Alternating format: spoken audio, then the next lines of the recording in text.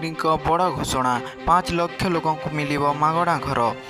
सरकार आसु आसु एक्शन मोड रे मोहन सरकार ओडिशा रे क्षमता को आसु आसु 100 दिन भितर सुभद्रा योजना लागू करने को निर्देश देवा सहित पीएम किसान नीति रे कृषकों को किस्ती रे टंका पठाई। एही 100 दिन भितर राज्यर हजार हजार महिला 50,000 टंका पाइबे बोली मुख्यमंत्री घोषणा करछंती।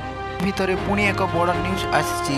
प्रधानमंत्री आवास योजना संपर्क में नुआ अपडेट आसी। प्रधानमंत्री आवास योजना रे एबे राज्य में 5 लाख नुआ घर निर्माण करने को योजना करिसेंती सरकार।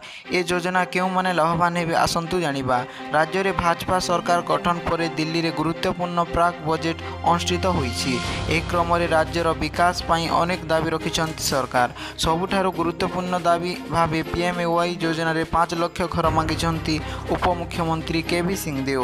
5 लाख घर पाई केंद्र बजेट रे आवंटन करा जाउछि बोली कनक वर्धन कहिसेंती।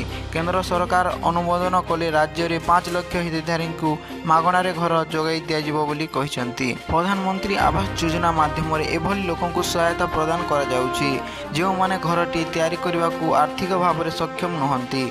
एभली लोकंक पाई आवास योजना माध्यम रे धनराशि प्रदान करा जाउछि। हिताधिकारी एही योजनार लाभ उठाइबा पाई आवेदन करिपारिबे।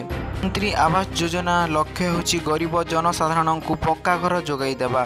चाल छपर घरे रहुथिबा गरीब जनसाधारण को पक्का घरटीए तैयारी करबा को जेभली किछि समस्या न हेबो सेति प्रति दृष्टि देउछंती सरकार। जदि आपण भी योग्य प्रार्थी भाव आवेदन करिथिली जारी होइथिबा नुआ लिस्ट रे आपणक ना चेक करि पारिबे। एही योजनार लाभ पाइबा को हेले एक निर्दिष्ट मानदंड रहिछि। एही योजना रे शामिल हेबा को हेले परिवार रो आय 3 लाख टंका रो कम होइथिबा आवश्यक। सेही भली परिवार मुख्यଙ୍କ नाम रे पक्का घर रहिथिले एही योजना रे लाभ उठाई पारिबे नाही।